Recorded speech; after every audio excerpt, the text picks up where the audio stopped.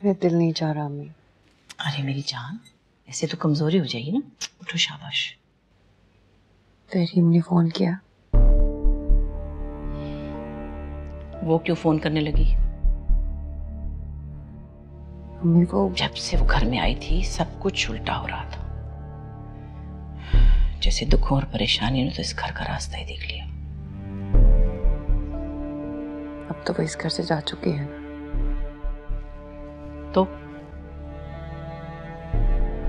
तो भूल रही हैं आप अम्मी? उसके साथ भी कम बुरा नहीं हुआ। जो भी कुछ बुरा हुआ वो उसकी किस्मत थी, हमने कुछ नहीं किया।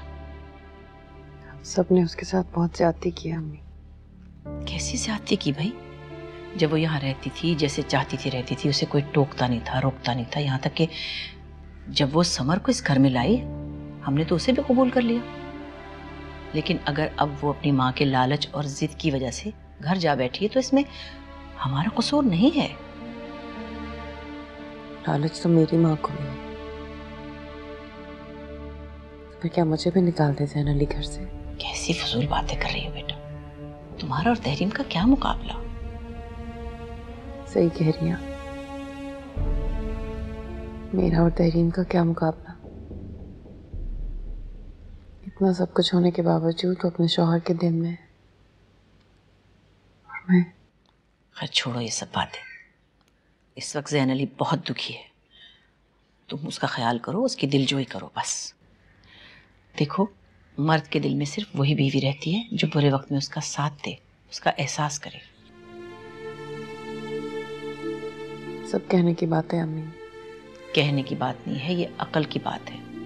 देखो, तहरीम जैन अली को उस वक्त तक याद आती रहेगी जब तक तुम उसे याद आने दोगी। तुम उस पर अपना हक जताया करो, उसे एहसास दिलाया करो मोहब्बत का।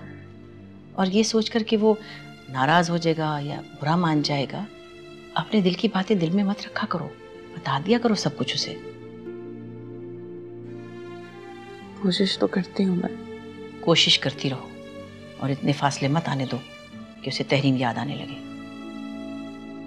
बस ये बात याद रखना कि अब वो सिर्फ तुम्हारा शौहर है। उसे अपना बना के रखना भी तुम्हारा ही काम है। समझी मेरी बात? चलो उठो, शाबाश। अब पी लो यखनी, देखो ठंडी हो रही है।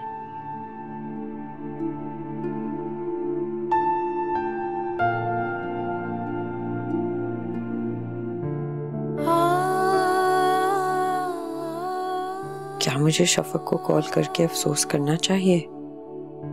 अब तुम्हें एहसास हो रहा होगा ना शफक, कि खाली गोद कितनी तकलीफदेह होती है।